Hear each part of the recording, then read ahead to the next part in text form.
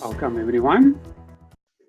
I think we'll just give everybody, welcome everyone. Let's give everyone just a minute to jump on before we get started at our first OCFO Advisory Mini Conference. Thanks so much for joining us. This is just a quick indication of what the agenda is going to look like. We've got a bit of a jam-packed session, so looking forward to getting started. Thanks everyone for joining us. Let's give them a few more moments and then we'll get started at 8:31 sharp, just to give a few more people a chance to get in. But I think we've got quite a bit in already, so I think we can get started quite soon. Looking forward to chatting and looking forward to hopefully seeing many new faces. Right, I think we can get started. Hello everyone. My name is always Aswan. I'm the Executive Head of Advisory Services at OCFO. Thank you for joining us for our very first OCFO Advisory Mini Conference. The aim for our session today is to talk about the opportunities available in the advisory department for those looking for either part-time or full-time work. In our advisory department, we assist small to medium-sized businesses with financial management, financial strategy, and help them grow their business. Recently, we've also started helping larger institutions with financial management support. This is when they're scaling faster than they can appoint new staff, and that's where we come in. Today is a short but jam-packed session to give you an opportunity to understand Outsource CFO and the type of work that you could be doing if you join the Outsource CFO family. We've got full-time positions open and we've got part-time positions available on our CFO panel. We started our CFO panel at the beginning of the year for people looking for part-time work. These positions seem to work best for someone either starting their own accounting advisory business and has available capacity, someone working part-time and looking for more work, or someone looking for work that suits their current lifestyle because maybe full-time employment doesn't suit their lifestyle at this stage in their life. A lot of mothers with young kids, it seems to suit them quite a bit. Our program today will be broken up into 4 sessions. Our MD, Lo Barnard, will be giving us a brief history of Outsource CFO, as well as our goals for the future. Then Donna, Pretorius, co-founder and director, will be talking about the advisory department specifically and how it's grown and changed. He's been at the driving seat of this change. We'll also have 2 panel sessions, one session with a full-time CFO. So if you want to join full-time, you'll get an idea. And one with our CFO panelists, or 2 part-time CFO panelists, so that you can get an idea of the experience that they've had working on a part-time basis. Then if time allows, we'll have a few minutes for questions from the audience with the aim to conclude at 9:15 or 9:20 for the latest. Hello, can I ask that you please put your camera on and join me on stage? Thanks so much. Hey Wes, how's it going? Good, thanks. Thanks so much for joining me. So for the few of you who don't know, Lo is the managing director and the co-founder at Outsource CFO. He's a former Cycle Top 35 Under 35 finalist. And if there's ever someone you'd want to lead you into a war, I'd probably be following Lo. Lo, you'll be giving us a brief history of OCFO as well as our plans for the future. So Lo, over to you. Thanks, Wes. Appreciate that. I definitely also back you in the trenches if we did end up in war, which hopefully we won't. Let me get a quick screen share up here for everyone. But here we are. Good to be with you guys. Wes, thank you for the intro. We'll keep it nice and concise. I'm just going to, in only a handful of minutes, tell everyone just a little bit about the OCFO journey to date, kind of like how we came to be here in this room here today. And I think it all kind of starts with this big problem around entrepreneurship, and it's that building a successful company is really hard, and founder and executive teams often don't have the right financial backgrounds and experience to build a really great company. There are a lot of different things that need to be put in place to build a great business, from cash flow management to financial systems and technology, to reporting, to automation, to due diligence and fundraising elements, and a whole bunch of finance things, which the average founder they're an engineer, they're a creative, they're some kind of a visionary salesperson, go-getter. They often don't have those kind of skills or a background in that. And not having access to great finance skills slows the process of creating scalable, investable company that can grow and create jobs and make a meaningful contribution to the world. So that's where we step in. We see ourselves as almost a finance co-founder to these entrepreneurial ventures. And we help them to build great finance functions in their organizations that can support their growth and they can support the vision of the business they want to build. And that's really what our team is focused on. We've started with entrepreneurs in mind. We believe that every entrepreneur that's successful can ultimately, create the social impact that the country needs. They can create the jobs that are, non-existent in the jobs market at the moment, and they can make a dent in the universe if they're successful. So our job is really as finance professionals to support these entrepreneurs in their endeavors to build those companies of the future. We started about 8 years ago with a little free desk space at the Bandwidth Barn back in December of 2013, I believe. We had an idea and pretty much an unproven business model and no clients and no contacts and just about no funding. Played table tennis for lots of the days, but we believed at that stage that there was a gap in the market for pairing entrepreneurial companies with chartered accountant level finance professional skills to help them unlock growth and value over time. Over the last 8 years, our average growth rate has been over 60% for the period. We've built a team up to over 50 professionals who work with and for us. We've been privileged to serve over 600 client companies to date, and they operate, even though they're mostly in South Africa and Africa, they're in 17 different countries around the world and counting at the moment. So it's been a pretty interesting journey to get to where we are today. We're led by an exciting team of execs. You guys will meet Donna a little bit later, our co-founder and head of people and programs. You've already met Uwais, who's our executive head of advisory. And then we've also got Jacques and Wilhelm on finance, accounting, and systems and operations. That if you guys jump onto the OCFO journey in future, these are some of the guys that you'll be working with. The company kind of primarily, as a product, it has peace of mind and trust for the entrepreneurs, but the service itself is split into three different elements. The first one we call CFO services. So this is consulting and advisory by chartered accountant level professionals who get involved in the CFO level capacity with an organization to really steer the financial strategy of the business. Then there's cloud accounting and reporting that makes sure that bookkeeping, reporting, taxes, and those things are taken care of. Because if the infrastructure of accounting and reporting and compliance isn't well built, the CFOs can't really do their work. And then we have an exciting automations team that comes in and helps with the systems environment to look at how does finance speak to operations and how do we build the right kind of set of financial systems and operational systems for a company to really flourish. Our clients are really kind of like set into three core tiers. The first one that we call startups and scale-ups. So these are emerging growth companies with teams of about kind of 10 to 100 who have an empty seat at the head of finance, who are looking for a part-time finance director level person who can jump in and offer as a service the financial insight that the founder team needs. Then there's mid-sized companies who I mentioned a little bit earlier, kind of like your 100 to 1,000 kind of style teams. They have their own finance team in-house, but they still need, they still need extra capacity and expertise as they grow because they often can't hire fast enough.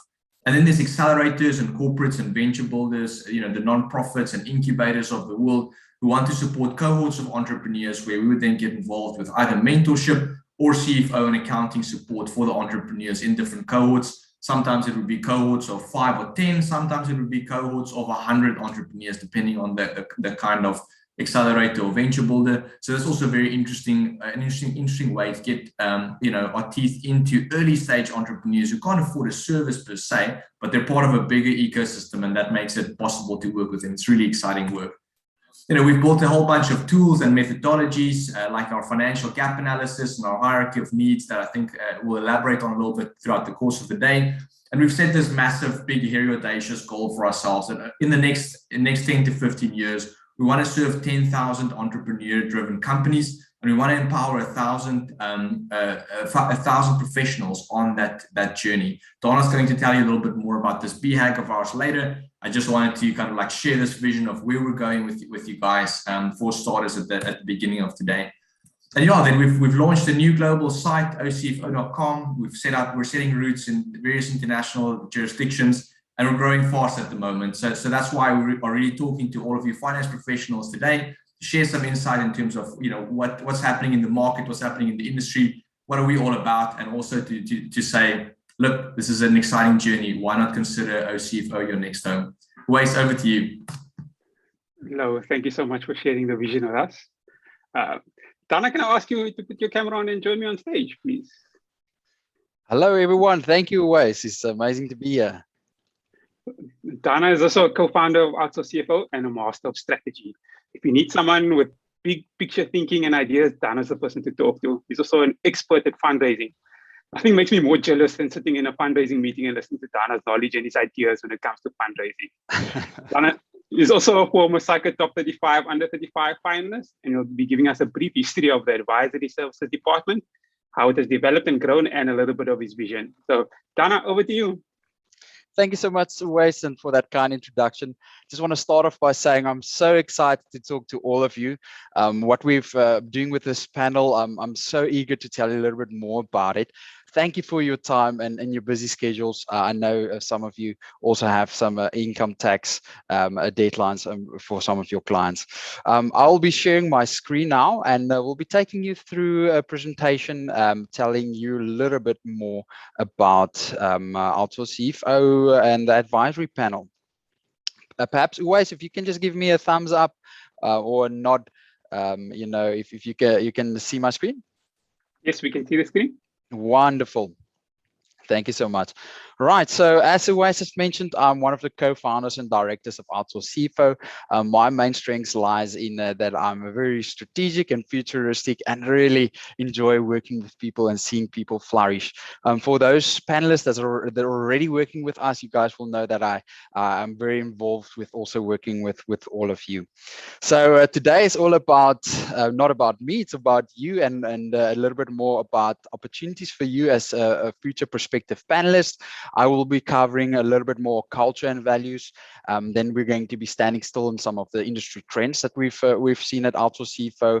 I'm going to give you just a snippet of some of our existing panelists, some of their stories that has already joined us. Then we're going to really stand still. What are some of the benefits for you as a freelancer to join the CFO family? And then we're going to move on to some of the type of freelancer work that's available and some of the experience that we're looking for the various of projects and programs that we work on. I'm going to stand still on some of the amazing training that we offer our panelists and how we approach milestones and how we engage and work with our panelists. And then we're going to end off next steps. If you're interested, how to apply to become a prospective panelist at CFO. Perfect. Let me climb in. Like everything in life, culture and values play such an important role. We want to partner with panelists that is aligned with our values and our culture, and I can imagine that you want to be involved with something that has intrinsic value and it really makes an impact. So this is definitely the starting point for us when we work with all our network partners. If you look at this Venn diagram, to the right, we've got our permanent office workers. We've even got permanent remote workers. We're very flexible on our digital culture and remote working. And then obviously we've got our community of freelancers that intersects with the CFO family and umbrella and being really part of our culture and our team. So standing still at CFO values, if any of these values resonate with you, then we want to talk to you. Family first, starting with the first thing in mind, we want to create an environment where our staff members can really flourish and that they don't feel that they are exploited, but where they are really cared for. Excellence in everything. Just what Lo also mentioned, our clients expect that of us, our profession expects that of us, and we really want to cater for our team and have excellent training for them, to equipping them to be excellent. Integrity matters, switch on thinking, growth and success. So all of that speak towards the CFO values at our firm. Standing still a little bit of some of the industry trends, we've really seen, like Lo has mentioned, is the game has really gone global. With even Psycho has a reciprocal agreement with the US CPA accounting board bodies, where you can become a CPA as well. So and a lot of our clients, global clients that has interest and have in South Africa with South African subsidiaries, the world is really becoming smaller, where a lot of these global firms and are really looking at remote accounting jobs. And as you all know, is that South African accounts is really high in demand. So that really creates us with an amazing opportunity to create job opportunities in South Africa. Standing still at some of the technologies, we have seen amazing spurt in tech, especially in the financial accounting space. And some of you might be aware of some of these amazing technologies, but we need to be in the forefront of this change in technologies to make sure that we as finance professionals are relevant for the future of finance. So really amazing to see the adoption of these technologies, and just gives us an idea how the industry trends are changing. So a little bit storytelling on some of our existing panelists. We're really privileged to work with some really strong panelists, and each of them very unique in their industry experience and skill sets. We're so proud to be associated with them, and to pull them in. So yeah, we're currently looking at the amount of panelists. We're just over 20 panelists that work with us in a freelance capacity. Some of them that you can see on the screen have their own accounting firms where they've got excess time available, where we have a freelance agreement with them. Some of them are just really passionate in working with SMEs and give back and make an impact. And some of them are a little bit more flexible, want to have more independency and work remotely. So some of them might be internal FMs and at another corporate or another place, and they might have a day or so available, and we just pull them in. A great, amazing team. We're really looking forward to expand our team from 20 panelists to double our panelist team, and even increase it from here on onwards. So standing still on benefits as freelancer for you, I think each of you have your own unique story, and but just for you, for some of you, it's important just to have that flexibility, to work at a place where you like the culture, where you can make friends, where you can meet like-minded individuals. We've got an opportunity to work with some exciting projects, to where your opportunity to add value. You might have some amazing industry experience and value and skill sets that you just want to contribute. There's a lot of reasons why our freelancers work for us. From a win-win, even from a skill set point of view, if there's some extra skill sets that you want to obtain or learn from, then we also offer that training opportunity, and learning from like-minded individuals. Yeah, I think looking at the type of freelance work, just to give you a little bit of idea, so that you can almost like mold and position yourself if some of these type of work is attractive for you. And so I'm going to quickly stand still a little bit on that. If I were to dissect the existing panelist work, I would typically look at it, looking at it at our 3 departments. To the left, we've got the CFO services. In the center, we've got cloud accounting services, and to the right, we've got app integration. Standing still at CFO services, Lo mentioned these very big venture builder accelerator programs that we run, where we might have a cohort of 60 or 100 entrepreneurs. Here, we would typically make use of our panelists to help mentor these 60 entrepreneurs. Some of them might be grassroots level, some of them only started out recently, some of them might be already sophisticated businesses, where we just really help with business coaching, help them to expand and grow their businesses. So typical entrepreneur, a typical panelist that would be ideal fit here is someone that enjoys working with people, that's out of the box type of entrepreneurial thinking, and that really likes coaching and really likes adding back to entrepreneurs. Yeah, this gives an idea of some of these programs, and obviously from the blue to the purple, where we obviously look at structuring transactions and deals for them as the mandate for some of these programs. This is an example of amazing panelists that we already work with. You can see Adam works under the outsource CFO umbrella with his email address. He's got specific strengths that we can pull on, and then he's got a specific industry experience, which is very vital to know each of the panelists' industry experience. Then that will help us to match you with a prospective client that we leverage your experience and your interest. Yeah, for some of these, for this program, for instance, Adam has a CFO mentorship booking link where he's allocated entrepreneurs can book sessions with him. Right, so just still standing, still at the type of freelancer work, and still on the CFO services, we've got the funding readiness interventions. This is typically a 6 to 8 months accelerator that we run for our corporate clients. One of these corporate clients examples, Investec, that we work with, and what this program entails is basically we typically start off with a cohort of 10 entrepreneurs in the program. We start off with amazing automated financial gap analysis. We are our panelists really go and look under the hood of the business and score their funding readiness and see where the areas are that can potentially prevent them from getting funding. We're able to score a big cohort of entrepreneurs out of 100 on their funding readiness, and then for those that we believe it's very likely that we can raise funding for them, we then continue to the next steps where we help with strategy interventions, helping them with their due diligence back, helping them with their financial modeling and company valuations. Obviously, all of our panelists that's involved with these type of programs, next program kicking off next year, March, April, and are fully trained in all of these interventions and how to facilitate these discussions with these entrepreneurs.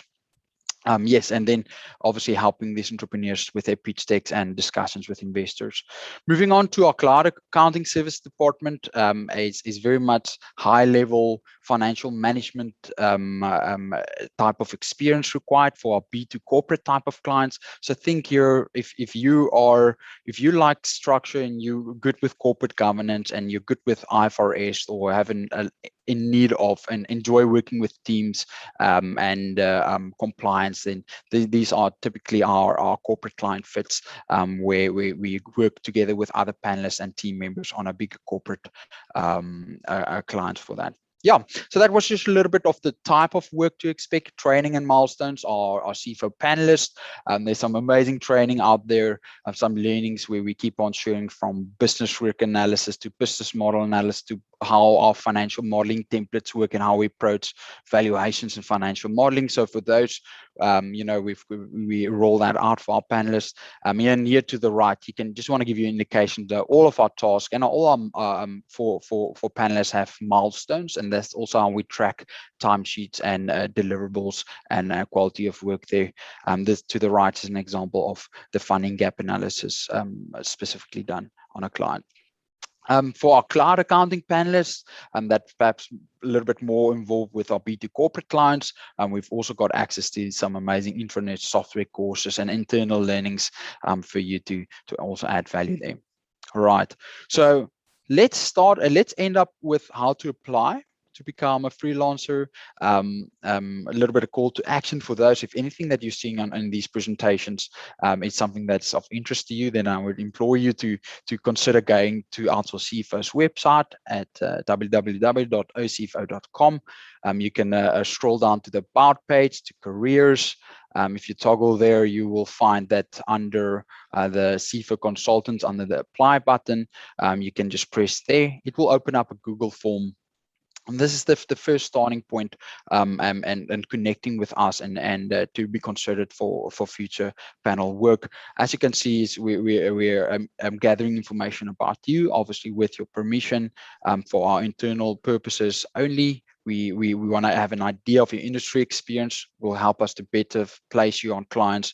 We want to know the amount of hours that you're typically available. And here under the CFO specific experience, you can see this is pretty much some of the experience that we're very interested in having in our panelists, which gives you a very good idea.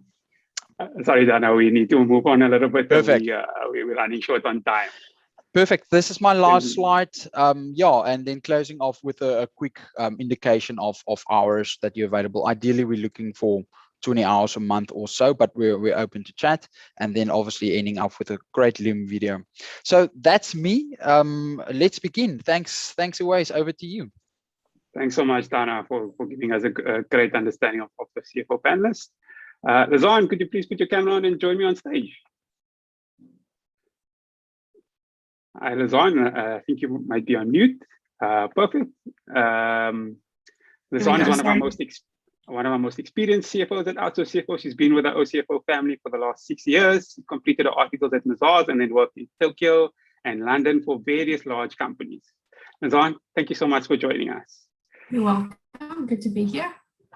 So if somebody wants to join OCFO on a permanent basis, maybe tell us what are the type of clients that you work with and what do you do for them?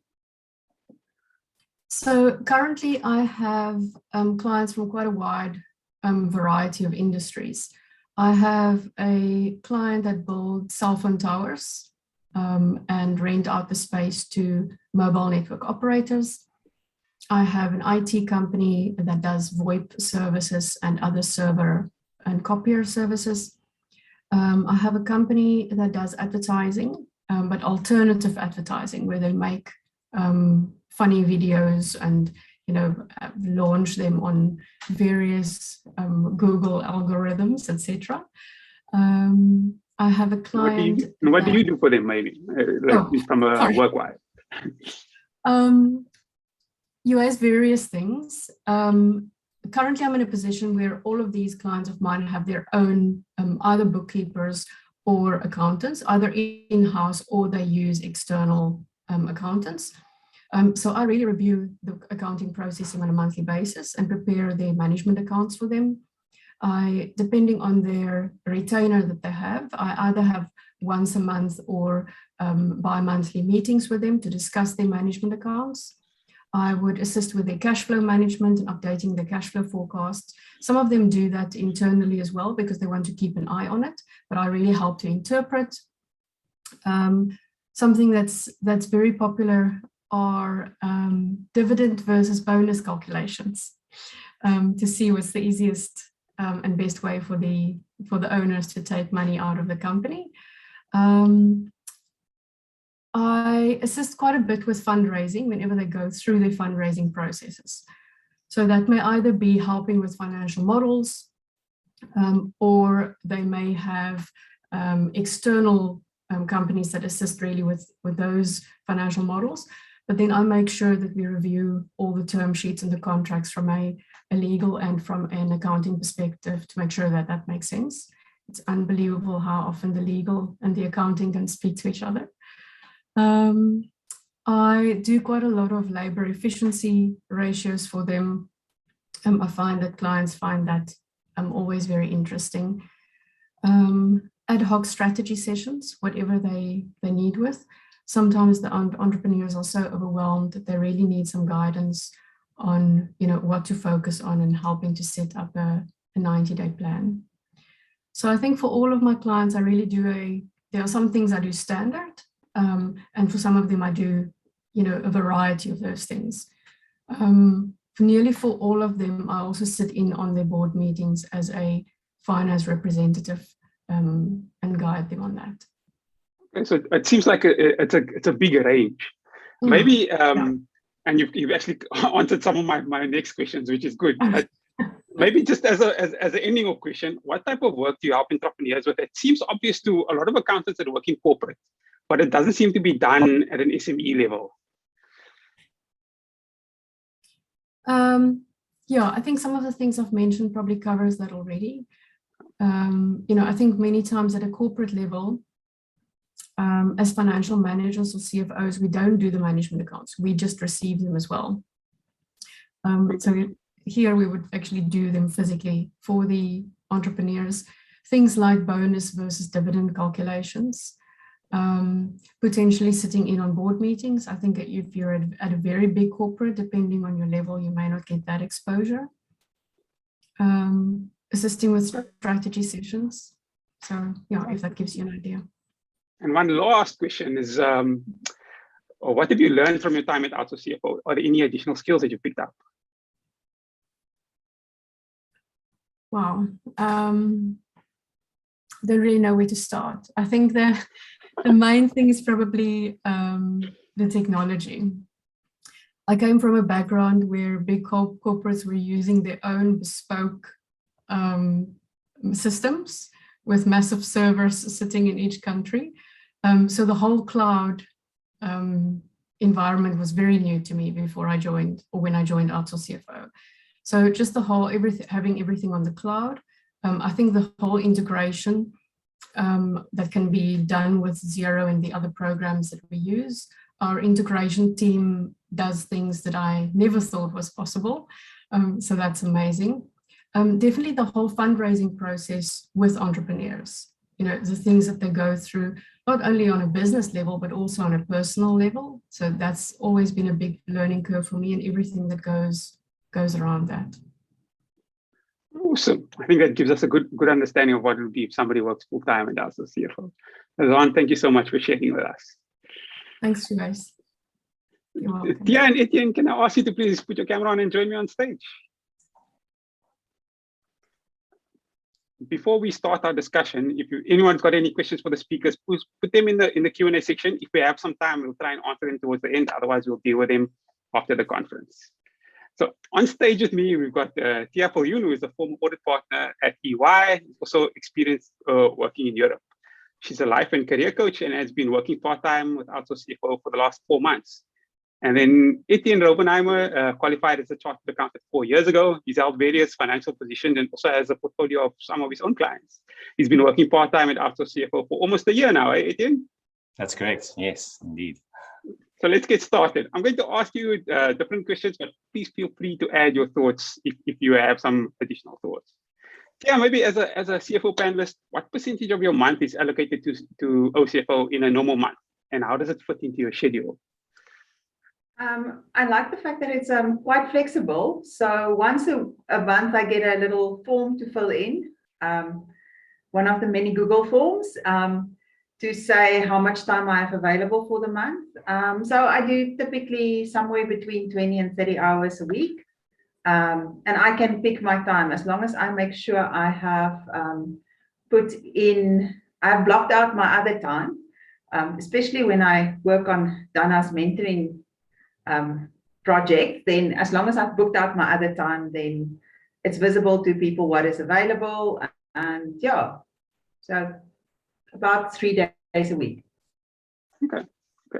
And Etienne, over to you. Talk to us about the type of clients that you work with and the work that you've done. So the type of clients also on an individual freelance basis, it also varies because we're not set in at 40 hours per week. There's various different clients that need some ad hoc services. So it'll be anything from 10 to 20 hours a week up until 40 hours or more a week, which we can then outsource even more to different employees. But it basically revolves around quite big international tech companies and SaaS as services companies. And then the type of work that we do for them mostly involves, other than the obvious management of financial assistance, is also very integral and part of their actual data, like data validation, system transfers, a lot of the intricate things that especially these clients need, and not always on a daily basis, but it's more or less, from time to time, they've got big system transfers that they need to allocate. And then we assist them with these transfers and these type of needs that the client requires. Maybe Tia, over to you. As a former audit partner with, so much experience, why does this type of role suit you? Because I don't know what I'm going to do tomorrow. So the variety is amazing. So if you like structure, very structured, then maybe it might be challenging. But yeah, from day to day, I might not know what next is flying my way. And I love variety. I love the fact that it might be anything. So in the mentoring program, I might help someone with something basic like how does costing work, and then I might sit in intellectual property discussion with lawyers. So yeah, the range is amazing. There's simple stuff, and even though the costing is simple, it makes a real difference to that small entrepreneur that don't know how to make money, that doesn't realize they're shooting themselves in the foot with the decisions they're taking. So yeah, the variety, it uses the different experience I have. I can tap into it, and like Lizanne said, I had to learn a bit about cloud accounting and some of the other cloud services. So yeah, it keeps me on my feet. That gives us a good idea. And Etienne, maybe last question for you. What have you learned from your time at CFO? Are there any additional skills that you might have picked up? Quite a few. Like, for instance, the past year when I started, it's not only things that I've learned from outsource CFO, but also from myself working for them as well. For instance, there's a lot of soft skills or human skills that you'd have to call. For instance, working with people online, as Tia mentioned, especially with a technology that's ever like evolving. There's also a bit more technical skills, like for instance, being an integral part of different clients and trying to manage each individual one, especially with time management, because especially being as a freelancer, you can't just put everything from, you can't just put everything from 9 till 4. This is how it's going to work. Sometimes you have to be adaptable. So your schedules need to be able to change. So I think the adaptability and the time management is a perfect skill that's almost on top of everything else. And with that, actually working with the people and learning, especially with the training that outsource CFO provides, is quite helpful, even as a freelancer and as only an individual that contracts on certain hours. You still get that advantage of learning a lot from the clients that you service in the industry. Yeah. Thanks, Etienne. And maybe a last question to you, Tia. You've been involved in coaching entrepreneurs for OCFO. This has been a part of a program that OCFO runs for a business incubator. Talk to us about what that type of work entails. Okay, so it is depending on what the incubator agreed to. It's an hour session with an entrepreneur. They make the booking, like Donna showed on Adam's profile. They make the booking on the booking system. You get an email saying, I want to talk about ABC. And then you dig into whatever they share. So I have pulled, so on one of the mentees, they do a very cost-intensive product, and they have their costs and their revenue misaligned, which obviously have negative cash flow implications. And then on another one, she has experienced certain complications she's in the retail industry, and that's actually an industry that I had very little experience with, other than being a shopper myself. So I've learned a lot from just those conversations about actually how the retail industry work and what are the challenges that they're facing. So she has come up with a new business line for her business to actually, because no one else is alleviating her problem. So now she's finding a solution herself. So yeah, it really varies. Sometimes you know what's coming and it's in the email, and other times you get sent information and you pull it apart in the meeting, and yeah, but it is so rewarding, especially for someone that loves developing people. That's why I went for coaching. I love developing people. There's something that goes off for me when I see someone has caught the concept. So yeah, it is a most enjoyable program, Donna. No, that's amazing.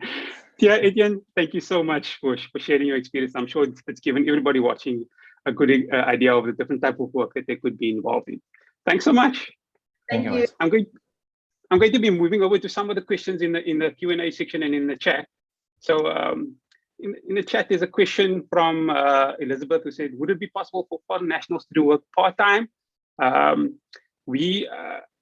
When it comes to part-time workers, it's obviously not full-time employment, so you're not an employee. There's an independent contract.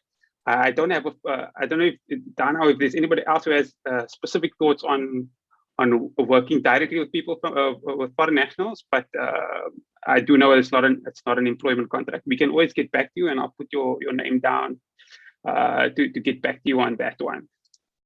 In terms of the Q&As, let me just see if there's any questions from the Q&A side. Apologies for that. Just opening the Q&A. Did I miss anything? I'm a chartered accountant in Zambia with a background and experience in insurance and reinsurance. Considering my area of interest and region I'm coming from, how possible is to get associated with outsourced CFO? So look, I would still say apply. I'm sure you've got more, accounting experience. Yes, you've got specific insurance experience, but you've also got general accounting experience. We might end up needing to assist an insurance client, and then we're coming straight to you. Or there might be other stuff that you might have been doing that you're not even aware of, that you have experience in, that you could assist us with. Because other than the few specifics, like accounting is accounting, right? So it's about, are you able to add value? There's another question that says, Donna mentioned the CPA registration. Will that be an added advantage if you are a CASA? So look, just for this purposes of this contract, it's we assisting clients all over the world. If we assist each person on their merits, whether it's a CASA or a CPA. I think it doesn't make that much of a difference. It's about the value that you can add. I hope I've answered that question. And I know we're running short of time, so I don't see any more questions coming through. If there are any, unfortunately, we'll try and answer them a little bit later. So just to give you all an understanding, this has been a sneak peek of the type of work that we do at Outsource CFO. There are some potentially some very good opportunities for work becoming available. What is important to us is that we provide the Outsource CFO brand of service. So the sooner you contact us for either part-time position or on our CFO panel or a full-time position, the sooner we can onboard you. The easiest way to apply is, as Donna mentioned, going to the website and going to the career section and applying that way and filling in the link. I'd also like to thank all our speakers today for sharing their experience with us. And most importantly, I'd like to thank you all for joining us. Don't forget to apply via the website, complete that questionnaire, and please feel free to reach out to me if you've got any questions. From me and the team at Outsource CFO, have a great day, and I hope to be working with you all soon. Thank you very much. Goodbye.